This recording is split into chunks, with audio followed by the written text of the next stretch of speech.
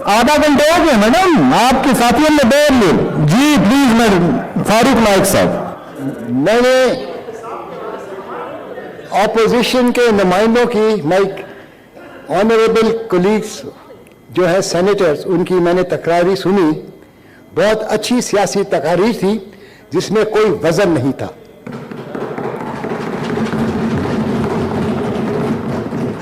जिसके पीछे ना कोई कानून था ना आइन था, मगर एक लफाजी थी, बहुत अच्छी लफाजी थी, बड़ी अच्छी ओरेटरी थी। मगर कहा जाता है कानून के अंदर, by raising your voice you can not win your cases, you have got to win your cases on the basis of facts and law. What are the facts? What are the facts? Let me make it clear today. Have Senator Fawzia Sahiba, please. patience to listen to me now. I'll bring the facts, the true facts. Not I'll bring the truth. ना मजहब का card खेलूंगा, ना मोहब्बिल वतनी का card खेलूंगा। मैं समझता हूं कि अब ये वक्त आ गया है, अगर इस मुल्क को तरक्की करनी है तो आपने ना मजहब का कार्ड इस्तेमाल करना शुरू कर दें, खत्म कर दें, और मोहब्बिल वतनी का कार्ड इस्तेमाल भी खत्म कर दें। क्योंकि बात सुने, मेरी गुजारिश है आपकी तकरीर के दौरान फिर आएंगे लोग बात करेंगे, ना करें प्लीज। तहम्मुल मजाजी से मेरी बात सुने, सच्ची बात हमेशा कड़वी लगती है, इसलिए आप तहम्मुल मजाजी से मेरी बात सुने। मैं आपको बताता हूं आज कानून और आइन क्या है। जो आप लैब लॉ पर आप क्या कहते हैं सियासत खेल रहे हैं, मैं आपको बताना चाहता हूं। जब 99 के अंदर जनरल मुशर्रफ ये कानून लेकर आया, उस कानून ने कभी पार्लियामान की शक्ल नहीं देखी। ये चीफ एग्जीक्यूटिव का ऑर्डर था under as a martial administrator. इन सारी सालों के अंदर मैं हमेशा कहता रहा कि 99 का जो लैब लॉ है इसको आप पार्लियामान में लेकर आए, इसके अंदर अमेंडमेंट्स करें, मगर किसी ने अमेंडमेंट नहीं की। इस सर सुने तो सही है, बात सुनते नहीं, इस तरह कहने से फर्क नहीं पड़ेगा मुझे। मैं अदालत के अंदर बोलता हूं और बोलता रहता हूं, इधर भी इसी तरह ही बोलूंगा। सुनिए आप जरा मेरी बात। सर जब 99 के अंदर यह कानून आया, इसके अंदर किसने मुसीबतें झेली? खाली पाकिस्तान पीपल्स पार्टी की लीडरशिप ने और पाकिस्तान पीपल्स पार्टी के वर्कर्स ने। आसिफ अली जरदारी साहब 8 साल जेल में रहे। मुकदमात कराची में, लाहौर में, इस्लामाबाद में और अटक किले के अंदर। शहीद बीबी के खिलाफ झूठे केसेस फाइल किए गए 99 लैब ऑर्डिनेंस के नीचे। उसकी वजह से शहीद बीबी को मुल्क को छोड़ना पड़ गया। एक झूठे केस के अंदर कन्विक्शन दी गई जो सुप्रीम कोर्ट ने सेट असाइड की। आसिफ अली जरदारी साहब 2 साल अटक किले के अंदर इस मुकदमात को झीलते रहे। जज भी इस्लामाबाद से जाता था, मुल्जिम भी इस्लामाबाद से जाता था, वकील भी इस्लामाबाद से जाते थे, प्रोसिक्यूटर भी इस्लामाबाद से जाता था, और मुकदमा कहां चलता था? अटक किले के अंदर। यह इंसाफ हो रहा था लैब ऑर्डिनेंस के नीचे, जो आपको मैं बताना चाहता हूं। 2 साल से चलता रहा, 2 साल ये चलता रहा। आसिफ अली जरदारी साहब को तमाम केसेस के अंदर अल्टीमेटली बेल हुई। अब आ जाता है NRO 1 जिसकी अब ये बात कर रहे हैं, मैं उसके बारे में भी जरा आपको रोशनी डालूं। National reconciliation ordinance general Musharraf लेकर आए। जब जनरल मुशर्रफ ये लेकर आए, उसके बाद यह मसला सुप्रीम कोर्ट में चला गया। सुप्रीम कोर्ट ने यह NRO को सेट असाइड कर दिया। किसी को भी एक पैसे का भी फायदा नहीं हुआ। तमाम मुकदमात खुल गए। तमाम मुकदमात जिस जगह पर बंद हुए थे, तमाम मुकदमात उसी स्टेज के ऊपर पाकिस्तान पीपल्स पार्टी की लीडरशिप के खिलाफ शुरू हो गए। आसिफ अली जरदारी साहब 7 केसों के अंदर बरी हुए। कोई NRO का फायदा नहीं मिला, कोई NRO से फायदा नहीं उठाया, चाहे वो स्विट्जरलैंड हो चाहे वो पाकिस्तान हो। हर केसेस के अंदर बरी हुए, गवाहियां चली, गवाहियों के बाद बरी हुए, किसी ने हमें कोई फायदा नहीं दिया। ये अल्लाह ताला हमारे साथ है। क्यों? कि झूठे केसेस थे, फैब्रिकेटेड केसेस थे, कंकॉक्टेड केसेस थे, इसकी वजह से तमाम केसेस के अंदर बरी हुई। ये जो कहते हैं NRO 1 से किसने फायदा उठाया? मुझे एक शख्स का नाम लेके दे दे, एक शख्स का जिसने NRO से फायदा उठाया हो।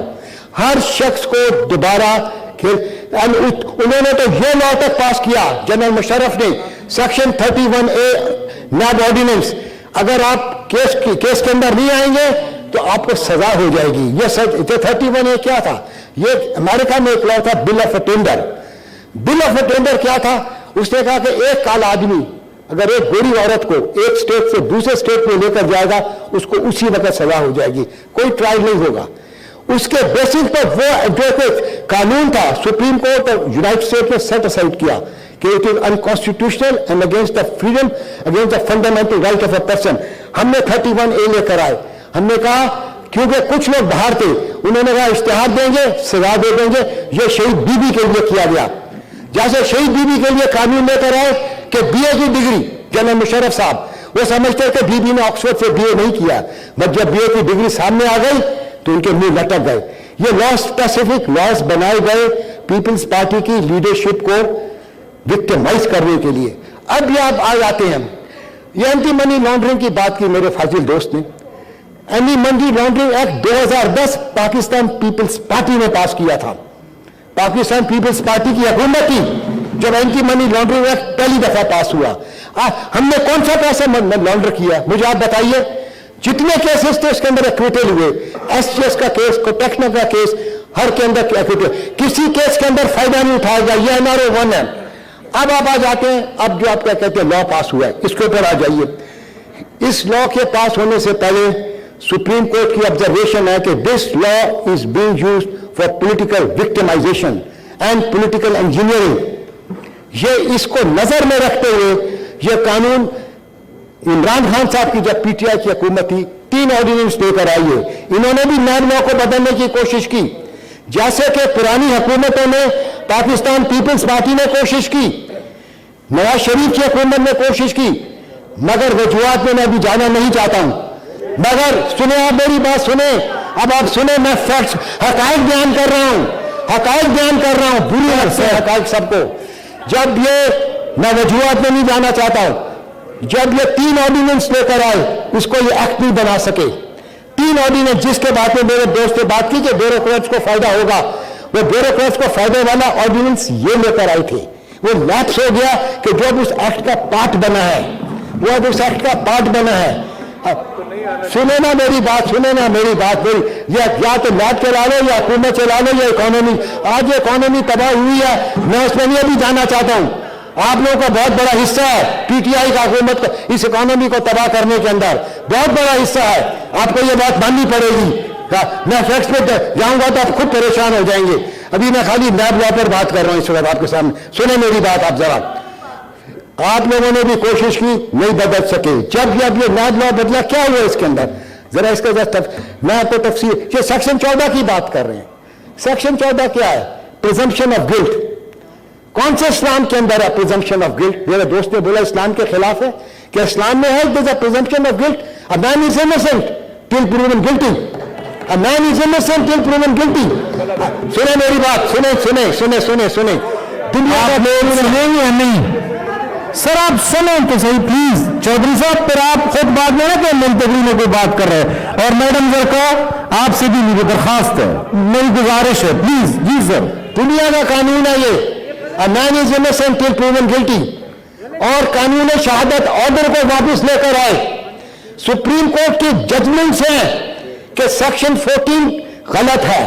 उनका ये जजमेंट्स है कि prosecution has to prove the case first of all and then the burden is shifted on the defence.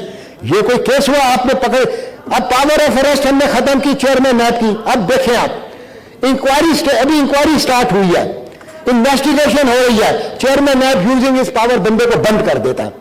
अब ये कौन से दुनिया के कानून के अंदर एक कानून बता दें कि इंक्वायरी स्टे पर, और इंक्वायरी चल रही है, टीवी में शुरू हो जाता है इस बंदे के खिलाफ ये केस शुरू हो गया है।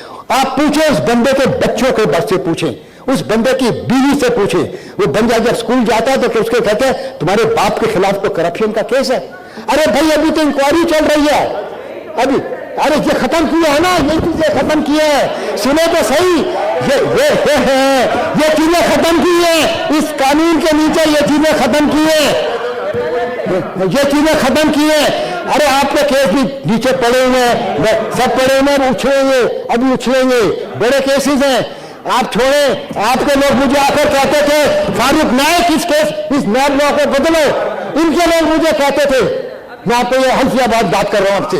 इनके लोग मुझे कहते थे फारूक नायक इस लॉ को बदलो, छोड़े अभी आप, छोड़े बड़े बड़े अभी छोड़े जी प्लीज आप लोग छोड़े फारूक साहब को। जी सर, ये मैंने आपको बात कर रहा था कानून शहादत ऑर्डर की।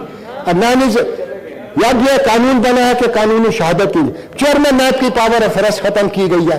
क्यों अरेस्ट करे? अभी तो इंक्वायरी स्टेज होगी, रेफरेंस फाइल हो जाएगा, कोर्ट के पास पावर ऑफ अरेस्ट है, कोर्ट के पास पावर ऑफ बेल नहीं थी।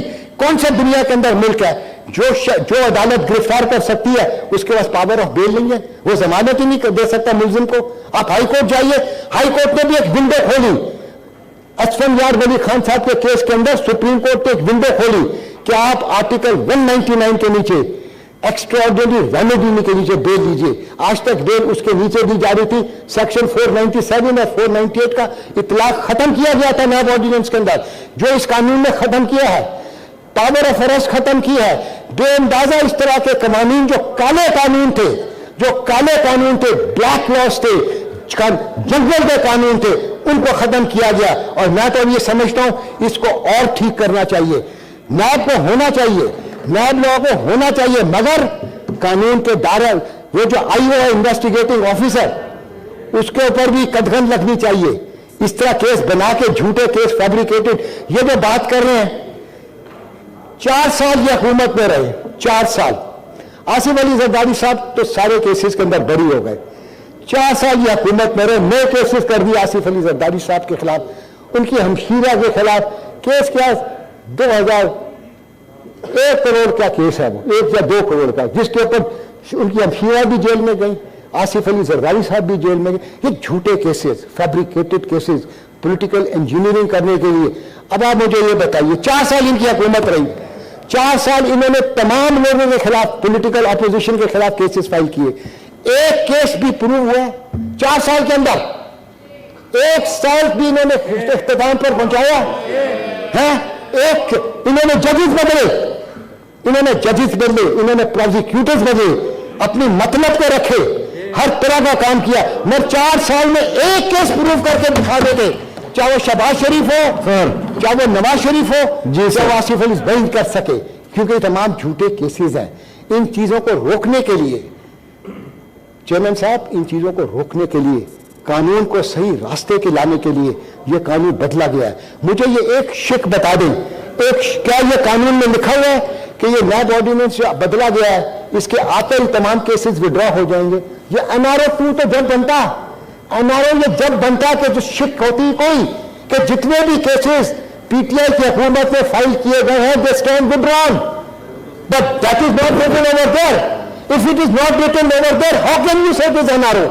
ये कॉन्सेप्ट ही गलत है, ये अवाम को बेवकूफ बनाने का कॉन्सेप्ट है, अवाम को धोखा देने का कॉन्सेप्ट है, अवाम को, उनको पता नहीं, ये अपनी फेलियर्स एज अ गवर्नमेंट, इन्होंने इकोनॉमी को तबाह किया, इन्होंने एडमिनिस्ट्रेशन को तबाह किया, इन्होंने स्टैब्लिशमेंट के खिलाफ बात की, इन्होंने किसके खिलाफ बात नहीं की?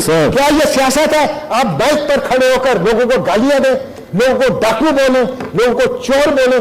दुनिया का कौन सा सियासतदान ये बात करता है? मुझे बताइए, कौन सा मजहब मुल्क के अंदर? आप इस्लाम की बात करते हैं, आप मजहब ममालिक की बात करते हैं, मुझे बताइए एक लीडर दुनिया का ऑपोजिशन को चोर कहे, डाकू कहे, हर आदमी को साथ गालियां दे और उनको कहता है जेल में बंद कर दूंगा, मैं जेल में बंद कर। क्या जेल में बंद होने से सोसाइटी रिफॉर्म हो सकती है? क्या रिफॉर्म हुई है? Sir thank you. डाके बंद हो गए? क्या चोरियां बंद हो गई हैं? क्या कत्ल बंद हो गए? नहीं। सोसाइटी को रिफॉर्म करने के तरीकाकार होता है, पीस, मोहब्बत, उसके साथ दुनिया को बदला जा सकता है। इस तरह नहीं बदला जा सकता, इस तरह मुल्क नहीं चलते हैं, इस तरह मुल्क नहीं चलते हैं। सर, हम मुल्क को तबाही की तरफ ले जा रहे हैं। मेरे अपने इस तरह के जो साथी दोस्त बैठे हो, उनसे इल्तिजा है कि अपनी लीडरशिप को समझाएं, मिलजुल कर चले, मिलजुल कर जब तक नहीं चलेंगे ये मुल्क नहीं चल सकेगा। इस तरह क्रिटिसाइज करने से कोई फायदा नहीं होगा, कोई फायदा नहीं होगा। प्राइसेस बढ़नी थी, दुनिया में बढ़ी है, खाली पाकिस्तान में नहीं बढ़ी है। आज नेपाल में भी ये हाल है, नेपाल में भी प्राइसेस बढ़ी है, दुनिया में, इंग्लैंड में हाल है, अमेरिका में पेट्रोल $5, हर जगह प्राइसेस बढ़ी है, हर जगह प्राइसेस बढ़ी है। इस पर सियासत ना करें, खुदा के लिए सियासत ना करें, इस मुल्क की सोचें। ये आखिर में कहूंगा, पाकिस्तान पाइंदाबाद। ऑनरेबल YouTube पर Googly News देखने के लिए youtube.com की सर्च बार में Googly News TV टाइप करें। Googly News के पेज पर सुर्ख रंग के सब्सक्रिप्शन वाले बटन पर क्लिक करना ना भूलिए। YouTube पेज पर अपलोड होने वाली वीडियो से बाखबर रहने के लिए बेल आइकन पर क्लिक कीजिए। आपको हर नई वीडियो के बारे में नोटिफिकेशन मौसूल हो जाएगा।